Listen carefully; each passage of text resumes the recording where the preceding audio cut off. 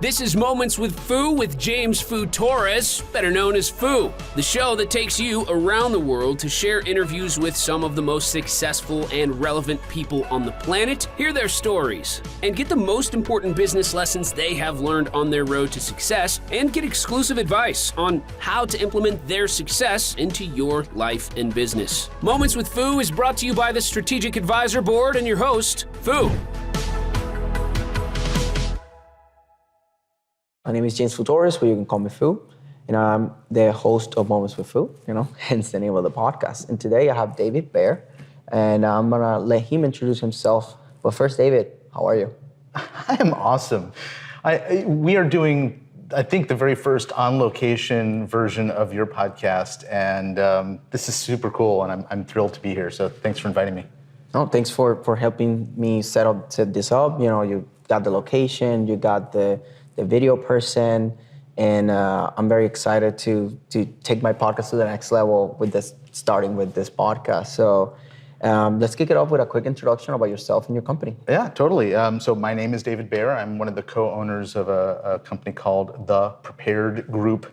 Totally original name. We just it was a rebranding from a marketing agency called Prepared Marketing, and we made a shift in our business that really sent us in a completely new and for us very exciting direction, which was to help agencies like the one we used to be more intentional about their strategic approach to the work they do with their clients and helping their clients in a more holistic way, which ultimately brings them more profits, more net profits, which is a big thing in our world, as well as a longer and very different type of relationship, sort of a trusted advisor relationship with the businesses they serve. Amazing. And that's one of the things that resonated with me because I love strategy. I mean, being connected with the Strategic Advisor Board, spending so much time with Jason Miller as a business strategist. And now that's why I call myself a PR strategist, because it's not about just me being a publicist that I can pitch, because I even have a senior publicist under my company. It's about the strategy, like how to go about the PR, which is just public relations, which is everything that is image that is out there for the public. So that could be social media, that could be featured in the media, that could be so many things that for me to be, that's why I had that revelation after talking with Jason. It was like, I'm a PR strategist. And that's why I did. And that's why we resonated so well. So since we kick it off the bat, like just first couple minutes, we kind of bonded like on that strategy thing. And then we were local too, right? So that being local, and we planned this like the first call that we had. So this is the manifestation of that call. So this is amazing. So what I like to do with this podcast is to give people perspective and give people advice that is actionable. So not just fluff.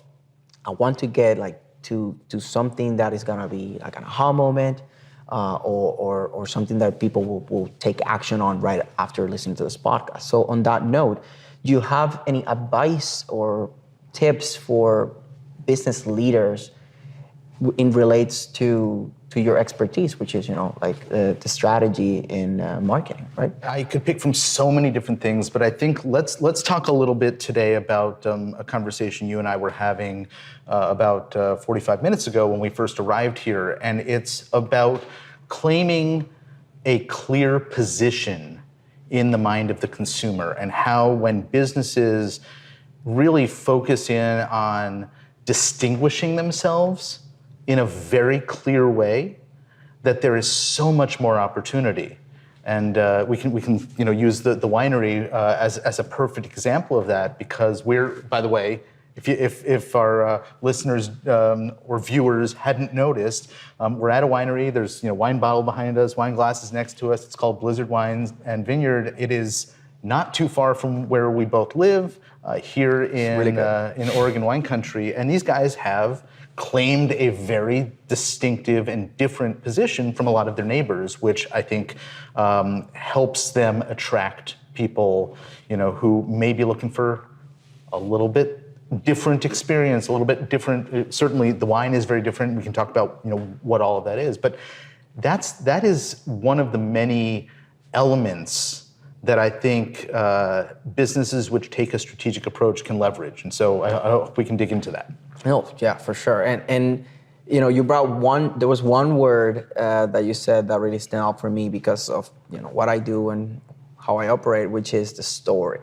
And that's a big part of the experience of these wineries. Mm-hmm. I mean, I live here very close. I've been here before. I've been to other wineries. And one of the biggest things about these wineries is the story. Yeah. Especially, that's a big thing in wine too. It's like, where did this came from? Like, oh, the crop when there was like fires, or the crop when it was like really wet, mm-hmm. or, you know, every wine has its story, right? Not from the crop, like when you store it and all that. And I really like the story that we were told, you know, being specializing on the French wine style, mm-hmm. and having exclusivity with boutique wineries from France for the bubbly here, right? Like the champagne. And that's so amazing, because a lot of people care way more about the why about mm-hmm. things than the how. Like, oh, can you get the results? Okay, cool. Now, why are you doing this? Why did you get into this? I don't know. I see that in Shark Tank. I see it in my line of work, right? I do PR, so I literally tell the stories of people, and that's why I love, like, the tagline of my company, which is empowering ideas into movements. And those ideas, they have a story, right? So I love that. So on that note, would you like to dig into the story of this winery and kind of kick it off from there? I will in a moment, but you said a few things there that I think are really helpful to dig into a little bit further. The reason why we're at a winery is I used to be in the wine business. I used to be a marketer specifically in the wine industry. And my job, I was a marketing director for an importer in New York. And we would bring wines in, and then my role was to help support our sales team and give them the assets they needed, the mechanisms they needed to be able to sell the wine. And we had a portfolio of, you know, there's lots of wineries in the world, right? We didn't have big, famous brand name wineries. We had little farms, right? And if our wineries that we were representing had a website, many of them didn't, right? The website would say something so contrived like, we grow the finest grapes on the hillsides with the best exposure to create a premium wine.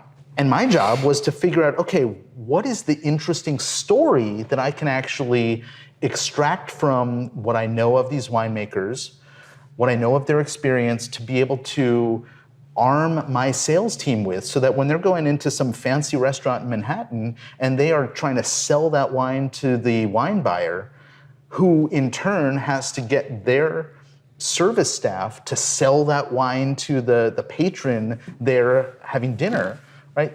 It all happens with story. So thankfully, I had a cool job where I got sent to Europe. I would hang out with winemakers, I would hear their stories, and then I would write those stories to be able to get that wine moving from, you know, the vineyard to our warehouse to the cellar at the restaurant and into those consumers' hands. So story is hugely, hugely important. And it's also the right story. It's not just, you know, a story, but when there's something that someone can connect with, right? So let's say you were in the Air Force, okay? I had a winemaker who was in France, in Burgundy. He actually had left his family's, vineyard. They call them wine farms, basically, is what they refer to them as. And he left for the military. He was in the French Air Force. And he was pursuing a career as a pilot, and then he got a law degree, and he was going to pursue sort of some role in the legal part of the Air Force in France. His father, who I think was second or third generation winemaker in the family, was on his deathbed, and he said, I want my son to come back and be part of this family, right? And the family business, big right? Thing. Now, so this guy comes back, he then sort of reimmerses himself into the family routine, which is basically living the winemaker lifestyle, and ends up taking over the family business, leaving the Air Force, and and becoming an incredibly important and notable Burgundy winemaker, right? Amazing. Now, if a service staff member is serving you at a restaurant and they, hey, your first time in the Air, oh, cool, what brought you here? What do you do? And you say, oh, I'm in the Air Force, or I was in the Air Force, that is an instant connection that person can make. And it doesn't matter that you like or you don't like Burgundy. Suddenly you have a connection with that product because of the story, the lore behind the guy who was responsible for making that wine and his personal story. And that's pretty darn magical. Yeah, I mean, and you mentioning that about the connection, that's one of the things that I was telling you right before we started recording, that's one of the things that I like the most about the Air Force, or my Air Force experience, or just military experience in general, which is it sucked a lot, the deployments and all that stuff, but that brotherhood or sisterhood or, non-genderhood, right? It's been amazing. It was amazing at the time, and it's been amazing even after the fact. I mean, being a veteran now, every time that I say somebody, oh, I'm a veteran, and they are a veteran, instant connection. That's it. Then we get into the details, but we connect instantly. That's how I literally connect with Jason and make this happen. Being able to be doing this podcast in a sense was a big part of being a veteran, and that's why it's I have mixed feelings, because I think back and I'm like, damn, that was a lot of times that sucked. It sucked. It was bad. I mean, I was just can't wait to get out of here. But then this is the flip side of damn, I did that, and I'm being able to do all those things, and now I have that story too, right? Now I can say, look, I'm an Air Force veteran. I got out, now I do PR. I didn't even know anything about PR. So if you're out there and you think that you want to do something and you don't know anything about it, I did not know anything about PR. I've been doing it for 2 years and a half, or 2 years and 7 months now. And, I don't regret going that path. So, that's something that I want to give to the audience, because, if you're thinking about it, just go for it. And then that's gonna be your story, how you went from something completely unrelated to that, right? There's always a story behind it. So I love that. I love stories. That's why I literally picked PR, because when I started this journey, I started with a coaching program that I invested to learn about SEO, lead generation, and PR. That was the 3 things that they were teaching me in that program.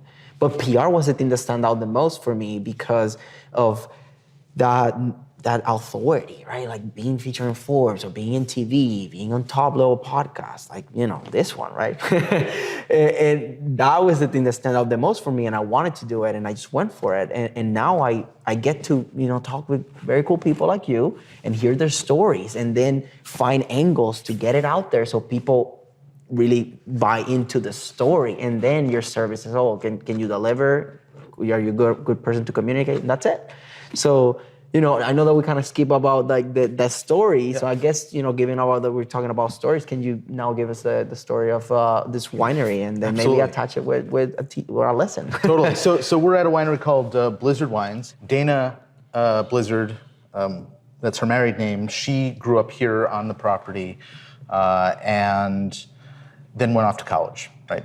This is a property, by the way, we're in Oregon wine country. Now, Oregon is really well known for a grape variety called Pinot Noir. And the part of Oregon we're in, which is known as the Willamette Valley, is a cool climate growing region, which means that we can't make big, opulent, bold red wines in this region. At least historically we couldn't. Temperature changing a little bit. So it's shifting a little, but in this region, there are hundreds of wineries. We're surrounded by something like 500-600 wineries just in this part of Oregon. There are just around 1,000 wineries, give or take, in the entire state. And here, there's, like I said, hundreds, all of whom, or almost all of whom, make at least one Pinot Noir, and many of them make a lot of Pinot Noir. So Dana grows up here. There's Pinot Noir planted here on the property. And she goes off to college in Washington State. Now, Washington State, just north of us, has growing regions that are a little bit further to the east in a much warmer part of the state, okay, where they can grow and ripen grapes like Cabernet Sauvignon, Syrah, things that make big, rich reds. And we'll get back to that in just a moment. That's key. But she goes to Washington State, comes back. Apparently, she's sort of not sure what she wants to do. Sort of similar to your story, right? What am I going to do? I'm out of the military. I'll go take a class. Well, what she decided to do was teach herself how to make wine, which she did in her parents' basement, just the next building over from where we are right now, and became fascinated, as you mentioned, with French wines, particularly wines from a region of France, very famous region called Bordeaux. And Bordeaux is famous for Cabernet Sauvignon, Merlot, Malbec, Cabernet Franc, and another grape that's lesser known called Petit Verdot. It's also really well known for the wine that's in this glass that you've been enjoying called Carmenere, which historically comes from there, but isn't grown there anymore. This is so anyway, good. Amazing. Lots more that we can talk about on that particular grape, but I want to get back to Dana's story. So here we are surrounded by wineries that are known for making Pinot Noir, and Dana says, I really love these wines. I want to make wines like this. And she can't get those grapes here, but we're not very far from Washington State where she can source fruit and then bring it back here and make great wines out of it. And so she has decided in the middle of Pinot country to make wines that are bigger and bolder and richer than any of her neighbors because, heck, there's an audience for that stuff too. And so that helps distinguish her and her wines and her winemaking from what everybody else in the area is doing. But wait, there's more, as Ron Popeil might say, right? Okay. And that's that she became fascinated in her trips to France, not just with the Bordeaux region and a little bit further south, the Rhone region, where they make things like Syrah and Grenache, Mourvedre, but she became fascinated with sparkling wine. And so not only is she making big, bold red wines, but she said, I really like champagne.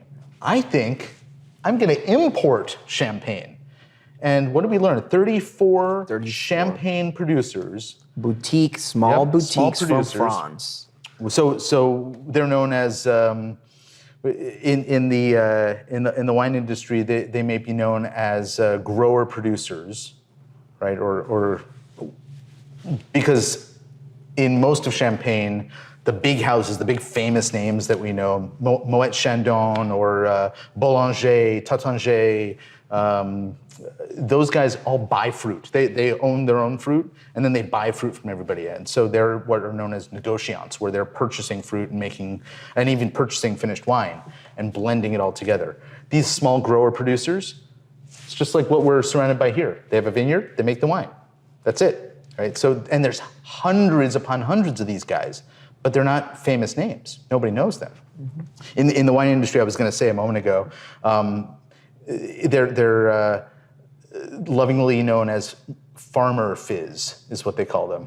So interesting. I love learning about all this stuff. Like that's what I love about doing this podcast is I just come here to have an interesting conversation with people and learn so much.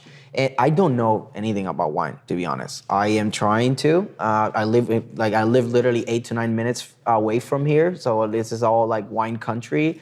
And I really want to get deep into this. So this is like my way to get into this world. I mean, having someone like you, like being a wine guide and knowing so much. I mean, clearly you're throwing out so many different names, very technical for wine, savvy people. Like they're gonna be like, oh my God, he knows his wines. For me, it's like they all sound great, but I don't know anything about it. I mean, all I can tell you is that this smells and tastes amazing. And I've been here before, had a great experience too. So it's amazing. It's amazing to have to be able to have this opportunity, and it's just all about the story. I love it, right? Like I don't know, I was super engaged. I was like, tell me more. And even though we heard part of the story already, and it's been amazing. So now in this part of the podcast, I'd like to before we wrap things up, I'd like to open it up for the guests to give their biggest takeaways that they want to leave the audience with. So either, you know, 1 or 2, maybe 3 takeaways that you want to leave the audience with that they can really, you know, take home to reflect on. Well, I want to circle back to where we started in terms of claiming a position, because I think that it, to a certain extent, relates to the story stuff that we've been talking about. And stories are the thing that make an idea resonate and stick with somebody for a long time, right? And when you combine that with claiming a different position from everybody else out there, whether you're inventing a brand new category of business or a new category of product, or you're saying, hey, we're just like all the other products out there, except we have a different special ingredient or a special mechanism or a means by which we create the thing that we create, right? Whatever it may be. And then you layer story on top of that to connect The why. Right. Well, and why, the why can often be the story, right? A form of storytelling is the origin story. Where did this come from? How did I end up here? I had a problem myself in my life, and so I created the solution for me, and heck, I realized this works for me. There's probably other people out there who it could work for too. Maybe I'm going to, you know, create a business around showing other people what I figured out myself. And by the way, you may remember back to the beginning of this episode, that's exactly what happened with our business and the Prepare Group, is we figured out something within our own business that we then could use to improve our situation, and we now teach others exactly what we did and how they can do it themselves. I love it. I love how we tie everything together. You know, you see 2 strategies together, that's what happens. We can take wine and make it about a lesson about business and marketing and storytelling. And I love this. It's been a great conversation. I think that, you know, anybody that is into wine, they're definitely in business, right? Wine in business, this is this conversation. I've already been thinking about the title and everything, right? Like just about wine in business, and it's been pretty cool. So how can people find you? Oh, it's very easy. They can find me at thepreparedgroup.com. You'll find all my contact information on page and on the site, and feel free to reach out if you have questions about either business or about wine. Happy to answer them. Perfect. And David is also part of my community and my Slack community that I have. So if you're part of the community, you can also reach out to him very easily through there. And I'll make sure that he responds and checks it out. Indeed. Oh man, that, you know, again, I just want to say thank you for taking this time. It's been an amazing time. I can't wait to, you know, keep drinking this, having more conversations, and just record more content and share it with the world. Brilliant. Well, thanks, Fu. I appreciate it. So this was David Baer and Fu, and this is Oz signing off. Thanks for listening to Moments with Fu with your host, Fu. Please leave your feedback and visit strategicadvisorboard.com to get the latest and greatest business advisement on the planet. Follow us on social media for updates, and we will see you on the next episode.